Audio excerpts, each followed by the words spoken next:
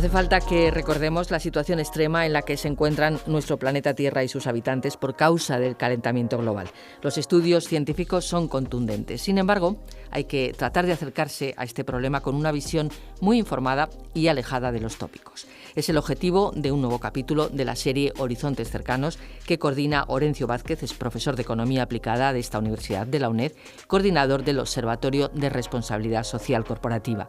Hoy este capítulo lleva por título Transición ecológica, mitos y realidades.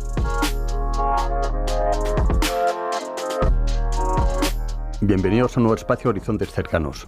Hoy vamos a iniciar una serie de programas que lo vamos a dedicar al cambio climático, a uno de los grandes desafíos del siglo XXI. Cómo puede influir el calentamiento global en nuestras vidas cotidianas, qué se está haciendo desde las instituciones, qué se hace desde la empresa, cómo la tecnología puede convertirse en la gran aliada para conseguir resultados positivos, la necesaria transición ecológica de nuestro modelo económico serán algunos de los temas que vamos a abordar durante esta serie. La lucha contra el cambio climático es un reto y es un desafío que requiere de una conjunción, es un desafío colectivo y como tal, pues un papel predominante lo tiene la empresa privada. Si esta institución, si la empresa privada no se une a la lucha contra este desafío, difícilmente vamos a conseguir los objetivos que tenemos planteados. Para el programa de hoy contamos con 3 personas con un alto grado de especialización en la materia. Por un lado está con nosotros Julia Moreno, que es responsable del clúster para el cambio climático de Forética. Por otro lado tenemos a Eduardo Sánchez, que es investigador medioambiental y colaborador del Observatorio de Responsabilidad Social Corporativa. Y por último, Miguel Ángel Soto, que es el portavoz de la organización medioambientalista Greenpeace. Para comenzar vamos a intentar centrar el foco y para ello, ¿qué objetivos tenemos planteados a nivel global, Eduardo, a nivel regional dentro de la Unión Europea y a nivel nacional en lucha contra el cambio climático? Así de forma muy esquemática. Bueno, pues nada, yendo un poco al grano, lo que marca la política de cambio climático es el Acuerdo de París. Y ahí se dice claramente que el objetivo es estabilizar el incremento de la temperatura muy por debajo de 2 grados, que a veces se habla de 2, pero el documento habla de muy por debajo de 2 grados, o a ser posible dejarlo en 1,5 grados respecto a la temperatura media preindustrial. Y ese es el marco en que nos movemos. Luego, ¿cómo se traslada esto a las políticas regionales o nacionales? Pues a través de unos documentos que hace cada país donde establece sus compromisos. La Unión Europea ha establecido un compromiso de descarbonización a largo plazo en el 2050 total, de que todas las emisiones que se emitan sean las equiparables a las que puede absorber la naturaleza, y luego objetivos al 2030. Y en estos objetivos al 2030 pues está marcando que el 40% de la energía sea renovable y que además pues hay una descarbonización en torno al 35%. Y luego esto se traslada al ámbito nacional. Y en el ámbito nacional, pues el Estado español, a través de su gobierno, pues publicó el año pasado lo que se llama el Plan Nacional de Energía y Clima, donde marca los objetivos que se propone España como país, ¿no? Y ahí pues también es un objetivo alineado con la Unión Europea y ambicioso. Plantea pues que para el 2030 más del 70% de la energía eléctrica, por ejemplo, tiene que ser de fuentes renovables y una descarbonización pues también muy importante. En ese sentido, para alinearnos todos, Comunidad Internacional, Acuerdo de París, Unión Europea y política nacional, pues hay que hacer un importantísimo esfuerzo en los próximos 10 años. Julia, ese esfuerzo se ha concebido como tal y se responsabiliza de ello la empresa privada de forma genérica, pero también específica, ¿no? Los líderes empresariales han asumido este reto como propio. Bueno, yo creo que hay un poco de todo, ¿no? Yo creo que hay bastantes empresas que ya entienden que el cambio climático es un problema global, que entienden que el papel empresarial es muy importante en esta lucha y de hecho así lo recoge, ¿no? El propio Acuerdo de París, cuál es la importancia que tiene el sector privado. Y como te decía, ¿no? Quizá a nivel nacional, ¿no? Por lo que estamos viendo también desde Forética, lo que vemos es que hay muchas empresas que, por el sector al que pertenecen, ¿no? Yo creo que eso es un factor súper importante, están teniendo que hacer esta transición de una manera mucho más forzada, ¿no? Hablamos del sector energético, del sector oil and gas, del sector cementero, ¿no? Son sectores que claramente tienen que estar haciendo un esfuerzo mucho más importante para descarbonizarse, ¿no? Para intentar reducir sus emisiones y mitigar de forma más importante el cambio climático. Desde luego hay otras que todavía están incluso en este proceso de medición de huella de carbono, ¿no? De intentar al menos entender cuál es su contribución al cambio climático y cuáles son los objetivos que se deben establecer como empresas, ¿no? Para contribuir a estos objetivos, pero creo que en general debemos de ser positivos, ¿no? Yo creo que sí que se están haciendo grandes esfuerzos por el sector privado y creo que también ellos son conscientes de cuál es su contribución a esta descarbonización de la economía, ¿no? A esta transición energética tan necesaria, ¿no? Miguel Ángel, hemos avanzado, es indudable, en compromisos, en posicionamientos por parte de las empresas. ¿Cuánto de realidad percibís desde Greenpeace que hay en esos compromisos? Cogiendo un poquito de perspectiva, desde finales de los 80 la comunidad científica empieza a advertir un calentamiento global y empieza a haber literatura científica que habla de este problema, ¿no? Empieza a haber un momento negacionista, empieza a haber también una batalla científica por verificar los datos, por establecer el origen de ese aumento de la temperatura. Todavía hoy, después del verano que hemos visto, ¿no? Con fenómenos como la pérdida masiva de hielo en Groenlandia, temperaturas por encima de 30 en Alaska, incendios devastadores en varias regiones del planeta, varias danas, tormentas tropicales y huracanes de fuerza 5, en fin, fenómenos extremos muy graves. Todavía hoy tenemos presidentes de gobierno en el mundo negando el cambio climático, se asocia a la ideología de izquierdas, las políticas de lucha contra el cambio climático siguen pareciendo algo que tiene una bandera ideológica, ¿no? Todavía tenemos partidos políticos que no entienden la magnitud del reto, del desafío, ¿no? Entonces, hemos evolucionado, sí, cada vez hay un consenso social y político y una sensación de urgencia. Hoy hemos visto todo este año cómo han surgido movimientos populares, movimientos de jóvenes. La misma Greta Thunberg es el icono de un movimiento global que dice que estamos en emergencia climática. Hemos avanzado, pero también es cierto que las evidencias del cambio climático se hacen más severas, se hacen más evidentes. Tienen un coste económico, un coste en vidas humanas, un coste también en la cuenta de resultados de las empresas, que hace que lo que se esté haciendo es insuficiente. Es decir, hemos perdido décadas debatiendo si había o no cambio climático. Ha habido que contrarrestar el poderoso lobby de la industria del petróleo y de los combustibles fósiles que han invertido dinero en negar el cambio climático, y cuando empezamos a constatar que el cambio climático existe, hemos perdido décadas de acción. Estamos realmente por detrás de las necesidades que tenemos de llegar a reducir la temperatura del planeta por encima de 1,5. O sea, realmente pensamos que llegamos tarde y todavía trompicones. Eduardo, ¿cómo ha sido ese cambio, ese giro desde el negacionismo hasta donde nos encontramos ahora mismo? Aquí hay muchos matices, ¿no? Yo creo que todo el mundo sabe lo que está pasando, lo que pasa que algunos mienten. Y yo no creo que cuando alguna gente niega el cambio climático esté diciendo la verdad. Yo creo que lo que pasa que miente pues por defender unos intereses que son obvios. En esta transición energética o ecológica pues va a haber ganadores y perdedores. Y los perdedores van a hacer todo lo posible por retrasar, digamos, este proceso y porque llegue lo más tarde posible. Y yo creo que en ese juego es en los que estamos. Y en ese juego de ganadores y perdedores, pues también hay empresas que se están apuntando, digamos, al carro de los ganadores, y saben que va a haber mucho negocio, pues por ejemplo en la transición energética, las energías renovables, y en España tenemos pues empresas muy señaladas que son punteras a nivel internacional y que les está yendo fenomenal en términos financieros y económicos, se apuntan, digamos, al carro de los ganadores. Pero también hay empresas pues que saben que si, por ejemplo, el petróleo que tienen en sus inventarios no se puede extraer, pues es un activo que no van a poder explotar. Y entonces, en ese sentido, pues tampoco tienen mucho interés en que esto se acelere. Y entonces hay, pues, dentro de los sectores, pues grandes sectores ganadores y perdedores, y luego dentro de cada sector hay comportamientos distintos. Hay comportamientos donde hay empresas que dicen, bueno, pues nos toca hacer la transición, pues vamos a ir poco a poco haciéndola. Entonces, por ejemplo, se ve que en el sector energético antes estaba muy dividido, como decías antes, sector petróleo y gas y luego sector eléctrico, pero ahora se van mezclando. Muchas empresas del sector y gas pues van comprando activos de energías renovables para poco a poco diversificar su negocio y tener un componente más limpio. Interesante también el sector financiero, porque el sector financiero, no olvidemos que es el que financia tanto a la industria, digamos, de combustibles fósiles como a la industria renovable. Y ahí también se van viendo cambios. Hay empresas que poco a poco van desinvirtiendo en sectores más contaminantes y invirtiendo en sectores pues de menos carbono.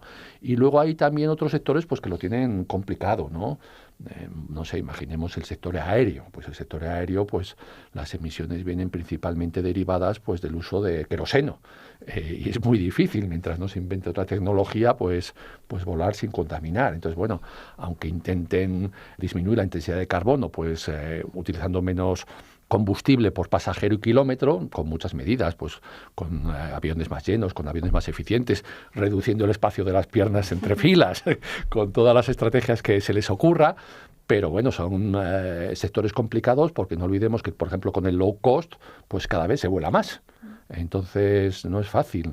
El cementero es otro sector complicado porque en la producción de cemento con la tecnología que tenemos hoy por hoy pues se emiten muchas emisiones. Aquí empezamos a poner sobre la mesa las limitaciones del comportamiento empresarial. Es decir, es cierto que hay sectores que por su propia naturaleza son causa del cambio climático y sus emisiones tienen difícil encaje en un mundo descarbonizado, por lo que necesitamos no solo que haya una mayor responsabilidad de las empresas y que haya políticas de reducción de emisiones, incluso de compensación de emisiones, ¿no?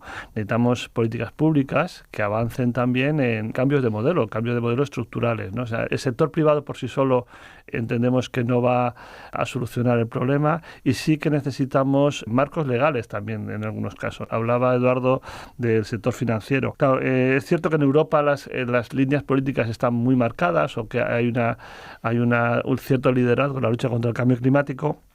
Pero cuando nuestras empresas internacionalizadas están en Brasil, están en Turquía, están en otros países, no tienen esas directrices. Entonces nos encontramos a famosos bancos, el BBVA, teniendo políticas en España que luego en Turquía son excepcionales y generan una excepción a su inversión en carbón. Podríamos hablar también del sector de oleoductos en Estados Unidos y Canadá o las políticas en Brasil. Entonces es cierto que necesitamos políticas y leyes, legislaciones y tratados vinculantes en Naciones Unidas que empiecen a obligar a reportar a algunas empresas sobre sus actividades, tanto en materia de derechos humanos como en temas de política ambiental.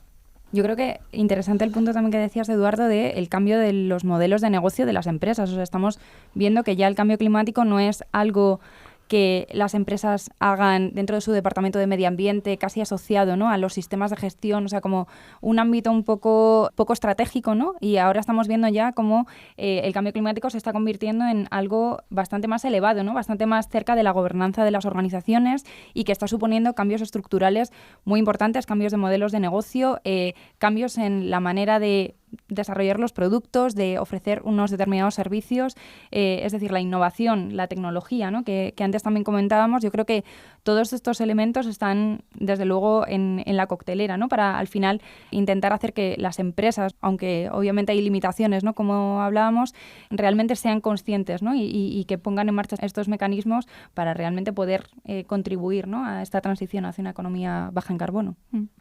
La pregunta ¿es compatible la consecución de los objetivos con el modelo económico? O sea, porque sí es cierto que está habiendo cambios, está habiendo esfuerzos, es indudable el negarlos por parte de algunas empresas, pero pongo un ejemplo concreto, ¿no?, que no es un sector estratégicamente demasiado complejo desde un punto de vista de emisiones, no es extractivo, no es un sector de la construcción, pero es un sector que tiene ahora mismo en su haber muchísima capacidad de emisiones de CO2, que es el sector textil, ¿no? Y que está más vinculado con el modelo de negocio que con las propias como causa original que como la propia actividad del sector, ¿no? Y el modelo de negocio es un modelo que incentiva un consumo, un crecimiento en ventas constantemente, y cambiar de líneas cada 1 o 2 semanas era un poco lo que comentabas del sector vinculado con el turismo, ¿no? Entonces, hay algo que va más allá, o sea, por mucho esfuerzo que haga H&M Inditex en hacer cambios en cuanto a eficiencia energética de sus tiendas y tal, el modelo en sí es insostenible. Creo que desde 2014 hasta ahora se ha duplicado la producción del textil. ¿Cómo combatimos eso, ¿no? Porque indudablemente ese modelo es incompatible con los objetivos de cambio climático, ¿no?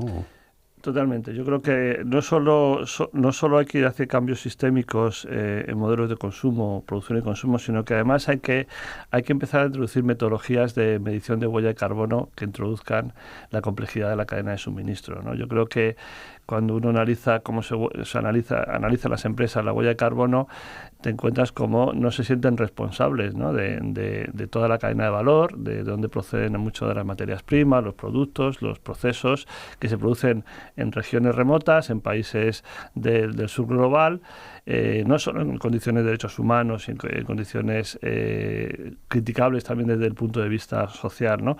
Sino que luego no se incorporan cuando compramos una ropa o compramos un filete de carne o un producto de otro tipo.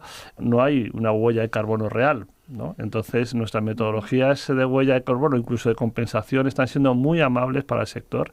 Están permitiendo hablar de alcanzar la neutralidad en carbono a empresas cuyas cadenas de suministro son como las que tú has señalado, ¿no? Y entendemos que hay que poner etiquetas incómodas o al menos cuestionar si tenemos que estar teniendo 4 temporadas de ropa al año, si podemos estar renovando nuestro vestuario, si el nivel de consumo es sostenible, y evidentemente no. O sea, el sector privado no nos da la solución al cambio climático. Necesitamos cambios de modelo, cambios de pautas de consumo y políticas públicas. Yo, si la acción del Estado, no creo que el sector privado pueda entender la magnitud del reto al que nos enfrentamos. Sí, el tema que planteas es muy interesante, ¿no?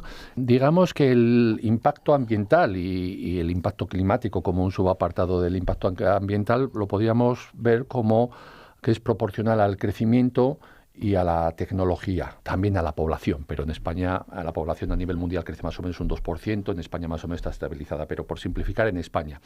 Si la economía crece un 2%, simplemente para que no crezcan las emisiones o el impacto ambiental, la tecnología tendría que ser cada año un 2% más eficiente. Esto en términos tecnológicos no es sencillo. No es sencillo que cada año pues toda la eficiencia general de la tecnología mejore un 2% y cada año otro 2% y otro 2%. Y así solo conseguiríamos estabilizar. Realmente, para disminuir las emisiones, tenemos que no mejorar la tecnología o la eficiencia un 2%, sino un 3, un 4%. Y esto es realmente complicado. ¿Es imposible? Bueno, pues en algunos sectores puede haber tecnologías disruptivas que de repente pues hagan un cambio brusco, ¿no? Como lo que puede ser la transición entre la energía fósil y la energía renovable. Pero no en todos los sectores y en todas las tecnologías vamos a encontrar estos cambios disruptivos. Y pretender que los hay o que los podemos encontrar, pues es un poco difícil, ¿no? En algunos sectores puede que sea más fácil la transición por estos cambios, pero en otros no. Entonces, por eso, por ejemplo, en la medición de huella de carbono que planteabas, muchas organizaciones dicen, a mí no me vale los indicadores relativos, ¿no? Cuando dicen, mis intensidades respecto a ventas son estas. Claro, porque me tienes que decir cuánto vendes, porque aunque mejores un 1% la intensidad en términos de ventas, si tus ventas aumentan un 5%, lo que nos está pasando es que las emisiones globales aumentan un 4%. Bueno, yo creo que es interesante, ¿no?, también hablar de estos cambios sistémicos, ¿no?, que yo creo que hay que hacer a nivel global. El Consejo Empresarial Mundial de Desarrollo Sostenible precisamente habla de esto, ¿no? Habla de que para la consecución de los objetivos de desarrollo sostenible hay que hacer cambios a nivel de sistema, ¿no?, a nivel del sistema agrícola, a nivel del sistema de las ciudades, ¿no? Diferentes cambios que desde luego lo único que van a conseguir es que podamos conseguir estos objetivos de desarrollo sostenible. Y desde luego uno de los sectores que tienen un un mayor papel aquí, por ejemplo, es el sector textil, ¿no? O el sector agrícola, que desde luego tiene unas cadenas de suministro muy largas y que es necesario, ¿no?, contemplar y que es necesario medir de una manera mucho más al detalle, ¿no?, para entender de alguna manera que es la única forma, ¿no?, de poder hacer esta transición es integrando también a estos sectores que son mucho más emisores, ¿no?, a nivel global. ¿Y los accionistas están dispuestos a sacrificar ese crecimiento en ventas y ese crecimiento en beneficios? Porque indudablemente ese cambio sistémico conlleva un impacto en la cuenta de resultados, porque su modelo de negocio básicamente es ese, ¿no? En el caso agroalimentario, en el caso textil. Me cabe la duda, no sé qué opináis, ¿no? Yo creo que no. O sea, yo creo que, volviendo a mi punto de partida, el reto y la situación que avanzan los científicos y las predicciones hablan de escenarios muy preocupantes, con unos impactos en algunos sectores y poblaciones del mundo muy preocupantes, y la reacción es lenta. Es decir, sí que hay un mainstream, sí que hay es decir, ya nadie habla del primo de Rajoy, en fin, empezamos a ver que es políticamente incorrecto negar el cambio climático, pero el sector financiero también es cierto que es un sector muy opaco, es un sector, el sector de inversor, que no tiene una imagen pública, no hay rostros, no hay grandes marcas, en fin, se reúnen en Davos y en foros muy cerrados.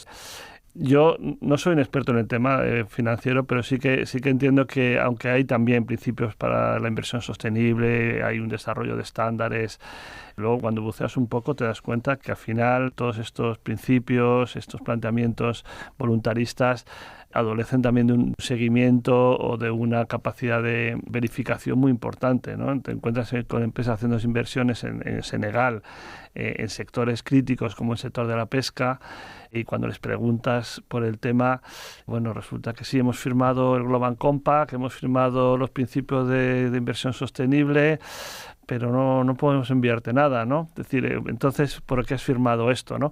Encontramos sectores de inversión que sí, que necesitan decir que están en el ajo, en el sector, están haciendo RSC, pero que luego su actividad no ha cambiado, ¿no? Y donde ven beneficios siguen actuando, no evalúan riesgos, no evalúan sus impactos. Y entonces, bueno, de alguna forma el sector privado y en este caso, Orencio, el sector financiero y inversor, también se ha aprendido el lenguaje del momento, ¿no? Se han asimilado un poco este discurso de hay que luchar contra el cambio climático, pero nuestras inversiones siempre son sostenibles. Sí, yo creo que hay diferencia entre las empresas, ¿no? A la hora de una empresa valorar una inversión, tiene el beneficio y el riesgo. Son las dos caras de la moneda, ¿no? En términos generales, pues a mayor beneficio, también mayor riesgo. Y lo que está pasando es que el riesgo climático está aumentando, porque hay más presión social, porque hay más conciencia, hay un riesgo legislativo de que los países vayan legislando normativas más estrictas, y lo que está haciendo también esto, pues que las inversiones, por ejemplo, que no quieren riesgo, imaginemos pues las inversiones de las pensiones, ¿no?, de los fondos para las jubilaciones, pues vayan desplazándose porque no quieren riesgo, y todo el mundo sabe que los sectores más afectados por el cambio climático son de alto riesgo. Esto a nivel general, y luego al nivel particular, pues también se va viendo qué está pasando cuando no se anticipan las decisiones, ¿no? Tenemos en España pues el caso de Endesa, con el cierre que ha anunciado de 2 centrales de carbón. Bueno, esto le va a suponer unas pérdidas de 1.200 millones de euros. Bueno, es una empresa grande con muchos recursos, pero 1.200 millones de euros es dinero. Entonces, es una señal también para navegantes. Las empresas que no sepan prever lo que les va a venir pueden tener pérdidas muy severas.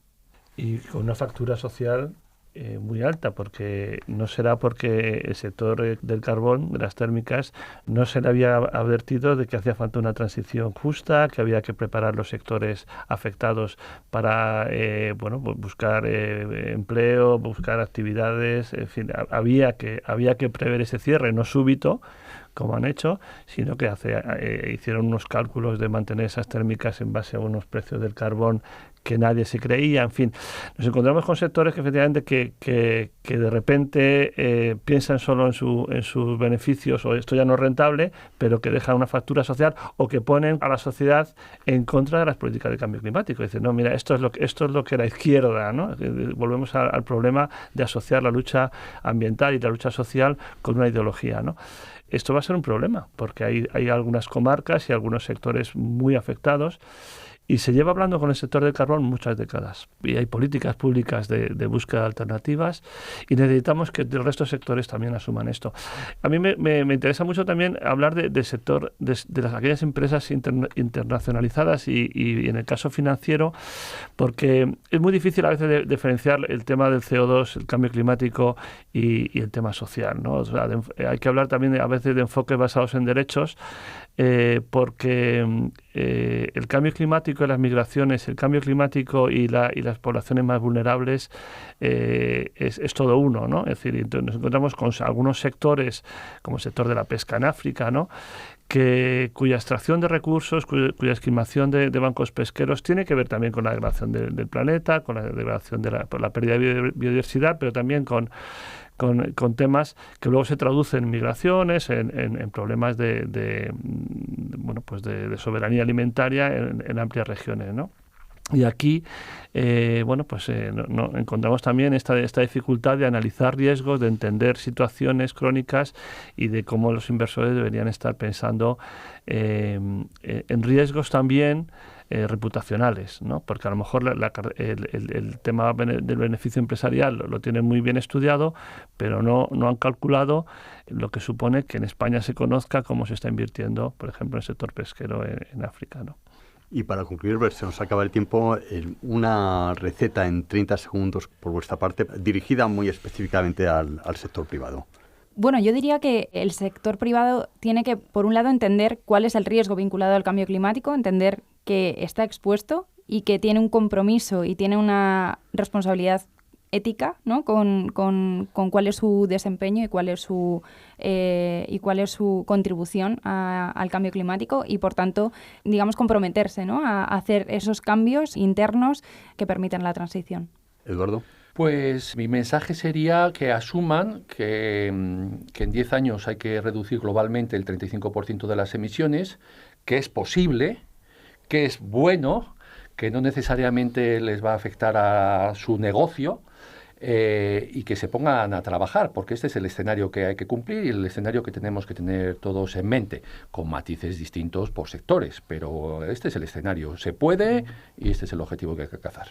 Pues nosotros pensamos que necesitamos un marco jurídico. O sea, las instituciones tienen que generar planes, leyes y legislaciones que marquen en la senda. O sea, la voluntariedad, los acuerdos voluntarios no nos van a sacar del apuro, y necesitamos realmente que sea la sociedad y quienes legislan que marquen realmente la senda de qué es lo que hay que hacer, en qué plazos, evitar transiciones injustas y obligar a las empresas a evaluar riesgos y reportar conforme a esa actividad. Hay una famosa viñeta del New Yorker que relata una imagen en la cual hay un hombre de negocios con un paisaje detrás apocalíptico y les cuenta a 3 chicos: sí, se destruyó el planeta, pero por un hermoso momento en el tiempo creamos mucho valor para los accionistas. Esperemos que podamos evitar ese escenario futuro, ¿no? Muchísimas gracias a los 3. Gracias A vosotros.